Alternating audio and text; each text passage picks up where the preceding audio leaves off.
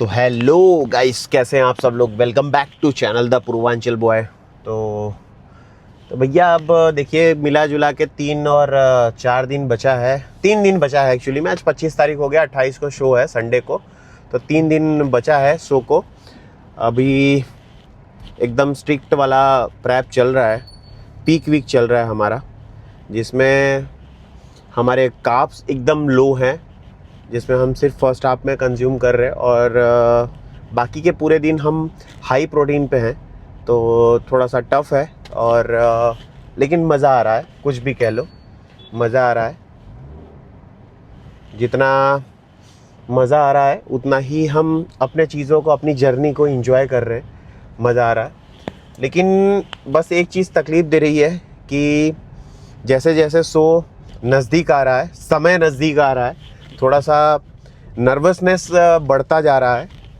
लेकिन confidence level हमारा full है और हम अपना बेस्ट देंगे और मेडल लेकर आएंगे, ये तो फिक्स ही है हमारा। और हर एक चीज़ में देखिए, कहीं ना कहीं अगर जब आप अपने चीज़ों को, अपने डाइट प्लान को, अपने वर्कआउट को, अपने डिसिप्लिन को, अपने डेडिकेशन को, फोकस लेवल को जब आप 100% देते हैं, तब आप समझिए कि कहीं ना कहीं आप 50% तो विन वैसे ही हो गए हैं। लेकिन बाकी का 50% आपको साबित करना पड़ता है, जाके वहाँ जो प्रोटोकॉल है, सिस्टम है, उस चीज़ को फॉलो करके, जो जैसे बाकी लोग कर रहे हैं। अब आपके लिए तो स्पेशल कुछ होगा नहीं, तो वो चीज़ को आपको करना पड़ेगा। बाकी जब आप कंसिस्टेंट होकर डिसिप्लिन के साथ सारी चीज़ें करते हैं, तो आप ऐसे ही 50% विन हो चुके हैं, समझिए। तो इतना टेंशन है नहीं, नर्वसनेस थोड़ा सा है कि कैसे होगा, क्या होगा, क्योंकि मसलमेनिया शो हम पहली बार खेल रहे हैं। कॉम्पिटिशन्स हम खेल चुके हैं कई बार, जैसे डिस्ट्रिक्ट खेल चुके हैं, स्टेट खेल चुके हैं। तो उन सब चीज़ों में, उसमें भी स्टार्टिंग में जितना एक्साइटमेंट होता था उतना ही नर्वसनेस होता था, लेकिन इस तरीके का थोड़ा सा रहता था।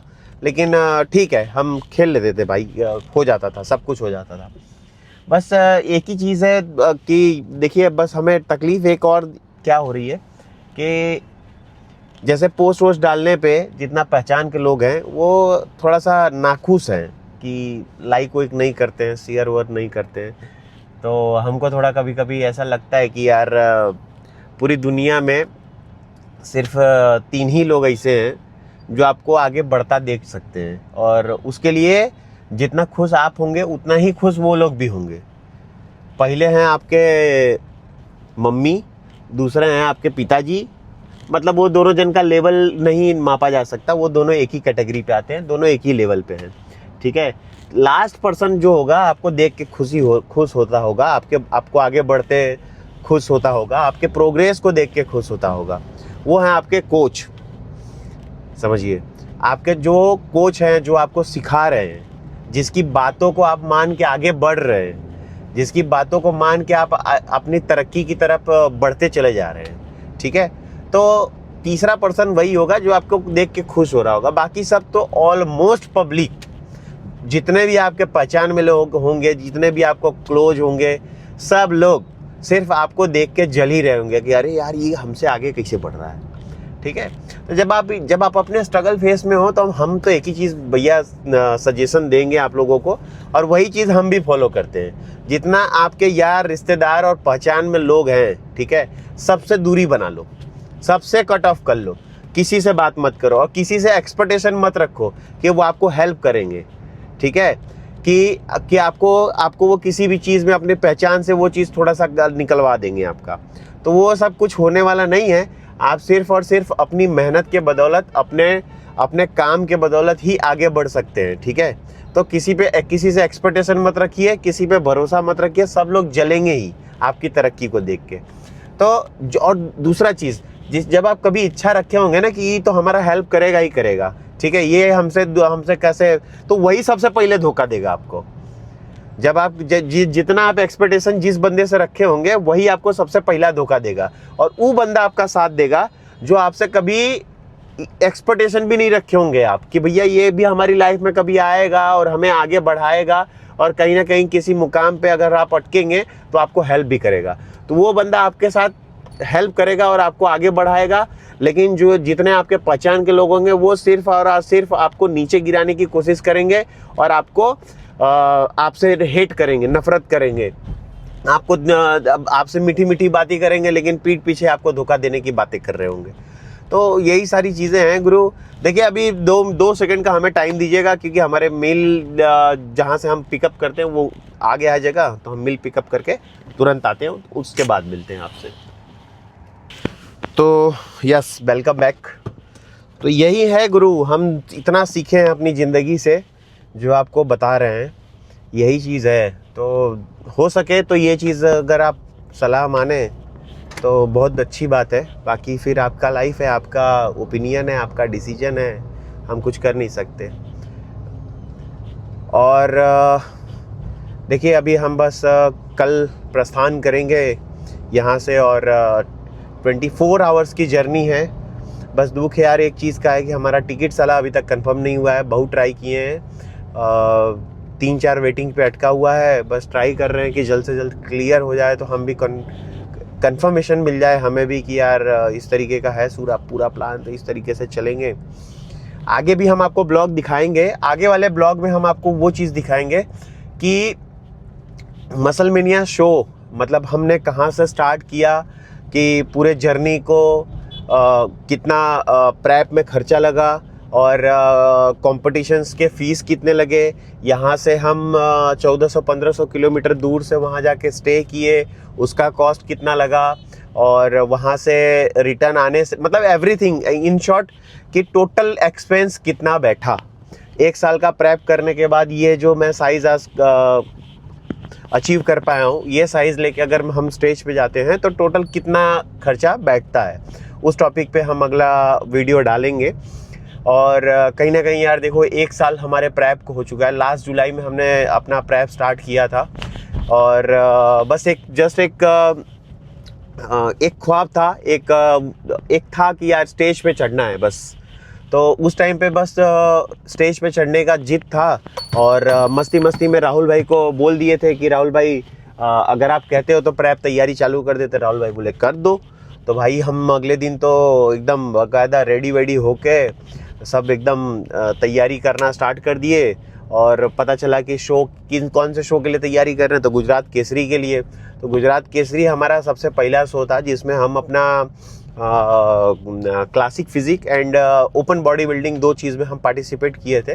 एक में हमारा 3rd, एक में हमारा 4th, दो में हमारा नंबर लगा था, और इन शॉर्ट हम टॉप 5 में आए थे एनहेंस लोगों के बीच में। लेकिन देखो एनहेंस और नेटी, इससे कहीं ना कहीं एक ये टॉपिक ही पूरा अलग है। मैं इस टॉपिक को नहीं छेड़ना चाहता, लेकिन मैं ये बताना चाह रहा हूँ कि मैं जो हूँ रियल, वो चीज़ रियल वो लोग भी हैं, उनका टारगेट अलग है, उनका सिचुएशन अलग है। मैं कभी भी ये सजेस्ट नहीं करता हूँ कि यार सिर्फ आपको शोबाजी करना है तो आप उसके लिए एनहेंस हो जाओ और ये सारी चीज़ें करो। लेकिन अगर आपका अचीवमेंट, आपका गोल अलग है, आपको एक लेवल तक जाना है, एक लेवल तक पहुंचना है, तब आप डेफिनेटली करो यार। लेकिन आप सिर्फ हवाबाजी करने के लिए आप कपड़ा ऐसा है कि भैया हम ये हमारा डोला, ये शोला ऐसा होता, तो आप अपने शरीर को डैमेज मत करिए। कहीं ना कहीं आपका देखिए इसमें मेन चीज़ क्या होता है कि जब आप गोल और एक टारगेट को लेके चल रहे होते हैं, तब आप सारी चीज़ें अगर आप कंज्यूम करते हैं तो वो बहुत अच्छी चीज़ है। लेकिन अगर आप सिर्फ और सिर्फ हवाबाजी करने के लिए, शोबाजी करने के लिए सारी चीज़ें कर रहे हैं, जिसका कोई मतलब बनेगा नहीं, फालतू में आप अपने शरीर को भी डिस्टर्ब कर रहे हैं कहीं ना कहीं, और सिर्फ अपने चीज़ों को भी डिस्टर्ब कर रहे हैं। तो आप मेरा सजेशन है, इसमें भी मैं आपको यही कहना चाहूँगा कि भैया हमारा ये पॉइंट ऑफ व्यू है। आप करना ना करना, लेना ना लेना, वो सब चीज़ें आपके डिसीजन पर निर्भर करती हैं। मैं यही चीज़ बोलना चाहूँगा कि भैया अगर आप स्टेज शो नहीं कर रहे हैं तो फिर दूर ही रहिए इन सब चीज़ों से। आप रेगुलर वर्कआउट करिए, एक्सरसाइज करिए, जिम जाइए, हर एक स्पोर्ट में अगर जिसमें आपको जो इंटरेस्ट हो उसमें पार्टिसिपेट करिए, आगे बढ़िए, वो बहुत बढ़िया है। लेकिन इन सब चीज़ों से थोड़ा सा दूर रहेंगे तो मेरे हिसाब से बहुत अच्छी चीज़ है। बाकी आपकी इच्छाएं हैं। और मैं इन सब चीज़ों से थोड़ा सा बर्ताव करके regular high protein high carbs ये सारी चीज़ें कंज्यूम कर रहा हूँ, अच्छे से वर्कआउट कर रहा हूँ। इस तरीके की भी फिजिक बनाई जा सकती है। आप जाके इंस्टाग्राम पे भी देख सकते हैं कि मैं अभी कहाँ से स्टार्ट किया था और कहाँ पहुँचा हूँ, वो बहुत अच्छे से आपको देखने को मिल जाएगा।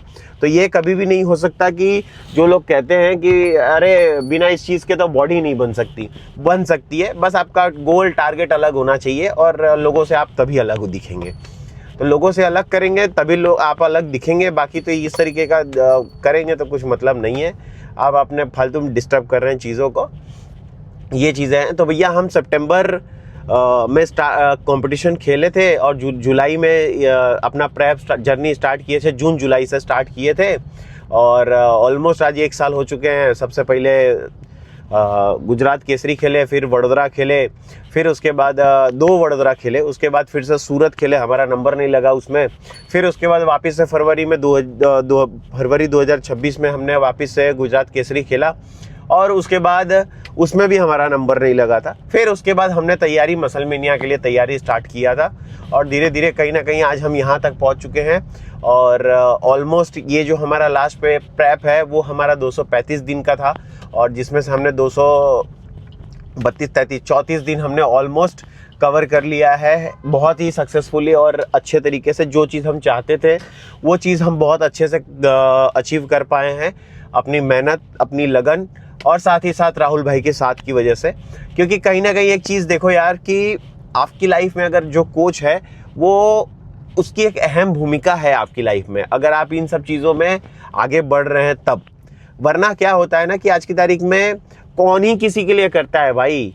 आज आप इवन मैं आपको बोलूँ ना कि आप किसी के लिए अगर अपनी लाइफ में आप जितना भी दे सकते हैं, आपकी जितनी भी कैपेबिलिटी है, आप कितना कर पाए हैं किसी और के लिए, वो भी फ्री ऑफ कॉस्ट। कभी आप रेशियो निकाल के देख लो, आपने कुछ भी नहीं किया होगा किसी के लिए, बहुत, या तो किया भी होगा तो वो बहुत कम रेशियो होगा जो किया होगा। तो एक रहता है भाई। तो इन सब चीज़ों की वजह से इस तरीके से आप आगे कर सकते हैं। और राहुल भाई का साथ हमारे लिए बहुत ही इम्पोर्टेंट रहा है और आगे भी रहेगा। तो उस चीज़ के लिए तो मैं हमेशा से उनका शुक्रगुजार हूँ और लाइफ टाइम रहूँगा। और बाकी चीज़ें देखो आगे बढ़ रही, उनके साथों की वजह से आज यहाँ तक पहुँच चुके हैं और ऑलमोस्ट हम कल निकलेंगे अपने कंपटीशन शो के लिए। तो फिर धीरे धीरे ये जर्नी कंप्लीट की जाएगी और मेडल विन करके आएंगे यार। और देखते हैं आगे, फिर आगे की जर्नी आगे की ब्लॉग में बताएंगे। मिलते हैं, बाय बाय, टेक केयर।